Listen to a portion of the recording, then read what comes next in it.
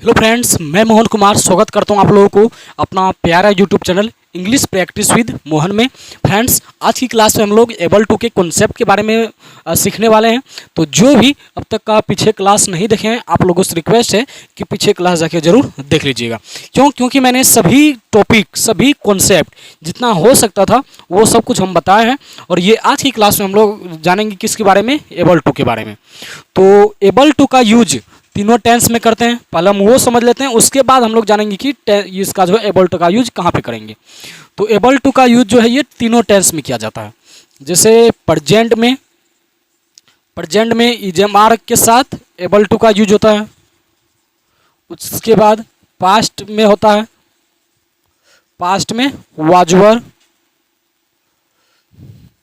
ये हम पहले वाज लिख देते हैं, वाज या फिर वर, पास्ट में होता है। उसके बाद फ्यूचर में विल बी या सेल बी होता है, जो कि हम शॉर्ट यहाँ पे विल सभी सब्जेक्ट के साथ आ जाता है, तो इसलिए हम यहाँ पे सिर्फ विल ही लिखे। तो एबल टू का यूज तीनों टेंस में किया जाता है। प्रेजेंट में इजेमार के साथ, पास्ट में वाजवर, फ्यूचर में विल बी। तो हम लोग एक अगर स्ट्रक्चर जान लेते हैं ना, एक टेंस के बारे में अगर हम लोग जान जाएंगे, सिर्फ जैसे प्रेजेंट के बारे में जान जाएंगे, तो ठीक उसी प्रकार पास्ट का होगा और ठीक उसी प्रकार फ्यूचर का भी होगा। तो यहाँ पे लास्ट में, सेंटेंस के लास्ट में है आएगा, यहाँ पे था, थे, थी आएंगे, और यहाँ पे गागे, गी, मतलब वो फ्यूचर का रहेगा तो फ्यूचर का सेंटेंस आएगा। और पहचानते हैं कैसे, लास्ट में गागे, गी आता है। और यहाँ पे पास्ट में था, थी, थे आएंगे, और प्रेजेंट में है आएंगे, जो कि हम यहाँ पे भी लिख दिए थे।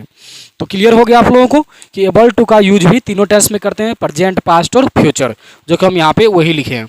अब ये एबल टू का यूज कैसे जानेंगे कि कहाँ पे होगा, किस तरह के सेंटेंस को बोलने के लिए, किस तरह के सेंटेंस को लिखने के लिए, बनाने के लिए हम लोग एबल टू का यूज करेंगे। तो जब भी किसी व्यक्ति को बोलना होगा कि कोई भी काम करने लायक है, कोई भी काम करने योग्य है, तो उन सभी सेंटेंस को बनाने के लिए हम लोग वहाँ पे एबल टू के साथ इजेमार का यूज करते हैं।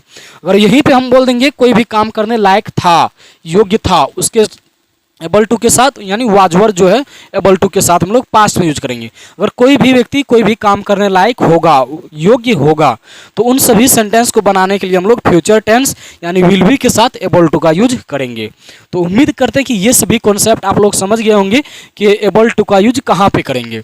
कोई भी काम करने लायक है, लायक था या लायक होगा, तो इन सभी सेंटेंस को बनाने के लिए जिस तरह का जो सेंटेंस रहेगा उस तरह से उसका स्ट्रक्चर हम बना लेंगे, यानी स्ट्रक्चर पे बना लेंगे, वो सेंटेंस बन के तैयार हो जाएगा। अगर वही सेंटेंस को हम कई बार बोलते हैं, वो सेंटेंस को हम जो है बोल भी पाएंगे। तो सबसे पहले हम यहाँ पे प्रेजेंट के बारे में, यहाँ पे इजेमार का स्ट्रक्चर लिखते हैं। जितना भी स्ट्रक्चर हो सकता है, होता है 6 टाइप का स्ट्रक्चर, वो पहले हम यहाँ पे लिखते हैं। उसके बाद हम लोग सेंटेंस के माध्यम से पूरा इस एबल टू के कॉन्सेप्ट को समझेंगे। तो हम पहले स्ट्रक्चर लिखते हैं ये प्रेजेंट के लिए, और जैसे प्रेजेंट का होगा ठीक उसी प्रकार पास्ट का होगा, ठीक उसी प्रकार फ्यूचर का। तो हम बता देंगे, पहले हम यहाँ पे लिखते हैं। तो स्ट्रक्चर है यहाँ पे सब्जेक्ट, सब्जेक्ट क्या होता है हम बताए हैं, और सब्जेक्ट के अकॉर्डिंग ही कोई भी वर्ब आता है। तो यहाँ पे इजेमार है तो सब्जेक्ट के अकॉर्डिंग ही इजेमार आता है, और ये हम बता चुके हैं कि कौन सा सब्जेक्ट के साथ ई जाता है, कौन सा सब्जेक्ट के साथ एम, कौन सा सब्जेक्ट के साथ आर। उसके बाद यहाँ पे क्या आएगा, able to, subject is am are plus able to, उसके बाद वर्ब वन प्लस ऑब्जेक्ट, ये हुआ। अच्छा, यहाँ पे हम टू लिखे, टू इधर चलता नहीं है, टू।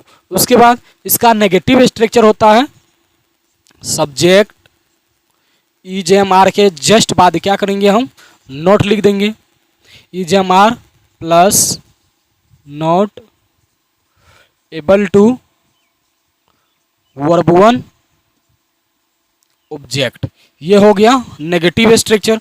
अच्छा, इसको जो है ना, ये नॉट अगर हटाना चाहे तो नॉट एबल टू ये बराबर होता है अनेबल टू का। तो इसी स्ट्रक्चर को हम सेम इस तरह से भी लिख सकते हैं, यानी अगर हम इसी जगह सिर्फ लिखना चाहे तो यहाँ पे हम लिख देते हैं आप लोगों के लिए सब्जेक्ट इजेमार अनेबल टू,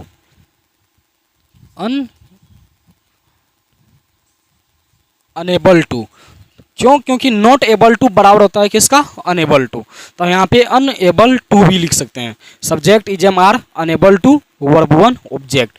ये हुआ दूसरा स्ट्रक्चर, जो कि नॉट एबल टू को हम यहाँ पे अनेबल टू भी लिख सकते हैं। और ये इसका इंट्रोगेटिव स्ट्रक्चर होता है, क्या चीज़, तीसरा स्ट्रक्चर क्या होता है, जो वर्ब है इसमें उसको हम पहले लिखेंगे। तो वर्ब है इसमें ईज, तो ईज एम आर, ये सभी वर्ब था, इसको पहले लिखेंगे।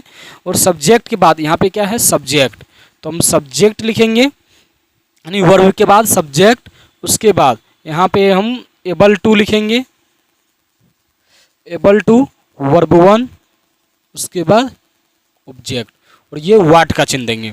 और इसका नेगेटिव बनाने के लिए हम लोग यहाँ सब्जेक्ट के जस्ट बाद क्या करेंगे, नॉट लिखेंगे, इज या एम या आर, उसके बाद subject not able to verb one plus object, ये हो गया इसका नेगेटिव स्ट्रक्चर। अच्छा, यहाँ पर भी नॉट एबल टू को क्या लिख सकते हैं हम, अनेबल टू, यानी नॉट एबल को हम अनेबल भी बोल सकते हैं, अनएबल मतलब जो लायक नहीं हो, या नॉट एबल मतलब जो लायक नहीं हो, योग्य ना हो। तो यहाँ पे नॉट एबल टू या फिर अनेबल टू, बात एक ही है। तो इसी से पहले हम लोग इंट्रोगेटिव स्ट्रक्चर जो है, इससे पहले अगर हम लोग WH वर्ड लिख देते थे, वही हो जाता 5 नंबर का स्ट्रक्चर, यानी WH फैमिली वाला स्ट्रक्चर। और जो 4 नंबर में स्ट्रक्चर है इंट्रोगेटिव नेगेटिव स्ट्रक्चर, उससे पहले हम लोग WH वर्ड लिख देंगे, तो हो जाएगा डबल इंट्रोगेटिव नेगेटिव स्ट्रक्चर, यानी WH वर्ड वाला में भी नेगेटिव स्ट्रक्चर। तो उम्मीद करते हैं कि आप सभी ये स्ट्रक्चर को समझ गए होंगे, जो कि ये प्रेजेंट का स्ट्रक्चर है। स्ट्रक्चर क्या है, subject is am are able to verb one object, और नेगेटिव स्ट्रक्चर है subject is am are not able to verb one object, या नॉट एबल टू को हम अनेबल टू भी बोल सकते हैं, अभी वही बताए थे हम। तो क्या बोलेंगे, क्या होगा तब, subject is am are unable to verb one object, तब यहाँ पे ये टू नहीं होगा, मतलब यहाँ पे अनेबल को हम अंडरलाइन किए तो यहाँ पे अनेबल ही, वहाँ पे टू है ही। उसके बाद यहाँ पे इंट्रोगेटिव स्ट्रक्चर क्या है, is am are subject able to verb one object, और इसका नेगेटिव क्या होगा, is am are subject not able to verb one object. और हम चाहे तो यहाँ पर भी कर सकते हैं, is am are subject unable to verb one object. ये सभी स्ट्रक्चर हैं जो कि हम यहाँ पे लिख दिए। और ये प्रेजेंट में स्ट्रक्चर लिखे तो यहाँ पे हम इजेएमआर लिखें, इजेएमआर है। अगर हम पास्ट का लिखेंगे तो यहाँ पे सिर्फ वाज वर कर देंगे। और हिंदी का सेंटेंस में जहाँ पे है रहेगा वहाँ पे था थी थे आएंगे सेंटेंस के अकॉर्डिंग। और फ्यूचर का अगर लिखेंगे तो यहाँ पे विल भी हो जाएगा। और सिर्फ यहाँ पे नॉट में क्या होगा, विल पहले होगा, will not be able to, यहाँ पे क्या हो जाएगा नेगेटिव में, will not be able to. तो उम्मीद करते हैं कि वो सभी सेंटेंस का भी आप लोग स्ट्रक्चर काफ़ी अच्छे से काफ़ी आसानी से आप लोग लिख सकते हैं। क्यों? क्योंकि यहाँ पे हम पहले भी आप लोगों को कई बार यहाँ पे हम बताए हैं, तो इसलिए हम यहाँ पे थोड़ा फास्ट में मतलब एक ही क्लास में जो है पूरा ये टॉपिक को ही हम ख़त्म करते हैं, क्योंकि ये सभी काफ़ी आसान है और हम पिछले ये सब कुछ आप लोगों को बता चुके हैं, तो इसमें टाइम वेस्ट करना नहीं है। हम लोग को सेंटेंस होगा तो जितना हम लोग सेंटेंस प्रैक्टिस करेंगे ना वो हम लोगों के लिए लाभदायक होगा, वो अच्छा होगा। क्यों? क्योंकि ये सभी सेंटेंस कॉन्सेप्ट जो है आप लोगों को पता है। यहाँ पे सिर्फ हम लोग को थोड़ा सा हिंट देना है और यहाँ पे हम हिंट मतलब थोड़ा सा हम समझा देते हैं। जो पिछले क्लास देखे होंगे उसके लिए ये सभी काफ़ी आसान लगता होगा। सिर्फ हमको यहाँ पे ये बताना है, उसके बाद दो स्ट्रक्चर जैसे लिखेंगे वो हर कोई समझ जाएगा कि वहाँ पे ये आगे और क्या होगा। वो खुद से स्ट्रक्चर बना सकता है, खुद से सेंटेंस बना सकता है, सिर्फ वो प्रैक्टिस करने के लिए हम लोगों को ज़रूरत है स्पीकिंग के लिए। तो चलिए हम कुछ सेंटेंस के माध्यम से भी इस कॉन्सेप्ट को समझ लेते हैं। जैसे आप अंग्रेजी सीखने लायक हैं। आप अंग्रेजी सीखने लायक हैं या आप अंग्रेजी सीखने योग्य हैं। लायक बोले या फिर योग्य बोले तो बात तो एक ही है। तो जब भी कभी सेंटेंस में लायक हैं या फिर योग्य हैं आएगा तो वो कौन सा टॉपिक से बनेगा, एबल टू से। और ये एबल टू जो है तीनों टेंस में यूज किया जाता है, प्रेजेंट में भी, पास्ट में भी और फ्यूचर में भी। तो हम ये सेंटेंस पहचानेंगे कि यहाँ पे ये प्रेजेंट का रहेगा तो प्रेजेंट से बनाएंगे, और ये पास्ट का रहेगा था थी थे रहेंगे तो हम लोग पास्ट से बनाएंगे, और फ्यूचर में गा गे गी रहेंगे फ्यूचर का सेंटेंस रहेगा हम फ्यूचर से बनाएंगे। तो ये तो है मतलब ये प्रेजेंट का, आप अंग्रेजी सीखने लायक हैं प्रेजेंट में अभी दिस टाइम। तो प्रेजेंट में है तो प्रेजेंट का स्ट्रक्चर लगाएंगे, और प्रेजेंट में भी 6 स्ट्रक्चर होता है। 6 स्ट्रक्चर में से कौन सा स्ट्रक्चर लगाएंगे? अब ये सेंटेंस देखेंगे कि सेंटेंस कौन सा है, और सेंटेंस है यहाँ पे अफर्मेटिव सेंटेंस, मतलब पॉजिटिव सेंटेंस। अगर सेंटेंस पॉजिटिव है तो हम लोग पॉजिटिव स्ट्रक्चर से बनाएंगे, जिसे हम लोग अफर्मेटिव भी बोलते हैं। और पॉजिटिव स्ट्रक्चर कौन सा है? 1 नंबर का। और 1 नंबर का स्ट्रक्चर जो कहता है हम लोगों को सेम टू सेम स्ट्रक्चर के अकॉर्डिंग बनाना है। तो स्ट्रक्चर क्या कहता है? पहले सब्जेक्ट, और सब्जेक्ट इसमें है क्या चीज़? आप, और आपका सब्जेक्टिव क्या मतलब सब्जेक्ट होता है यो। और दुनिया का कोई भी वर्ब, चाहे हेल्पिंग वर्ब हो या फिर मेन वर्ब हो, वो हमेशा सब्जेक्ट के अकॉर्डिंग आते हैं। सब्जेक्ट अगर सिंगुलर रहता है तो वर्ब भी सिंगुलर आते हैं, और सब्जेक्ट अगर प्लुरल रहते हैं तो वर्ब भी प्लुरल आते हैं। और आई के साथ में एम आता है एक अपवाद में। तो यहाँ पे यू होता है प्लुरल, तो यू के अकॉर्डिंग प्लुरल वर्ब आर आता है यहाँ पे, जो कि हम पहले आप लोगों को कई बार बता चुके हैं। यू आर, तो यहाँ पर तक लिख दिए। उसके बाद है एबल टू, तो हम यहाँ पे क्या करेंगे? एबल टू लिखेंगे। यू आर एबल टू, उसके बाद वर्ब 1 है इसमें, और वर्ब है इसमें क्या चीज़? सीखना, और सीखना का वर्ब 1 होता है क्या चीज़? Learn. You are able to learn. उसके बाद ऑब्जेक्ट भी है इसमें, सॉरी ऑब्जेक्ट इसमें है अंग्रेजी, तो हम अंग्रेजी को क्या लिखेंगे यहाँ पे? इंग्लिश।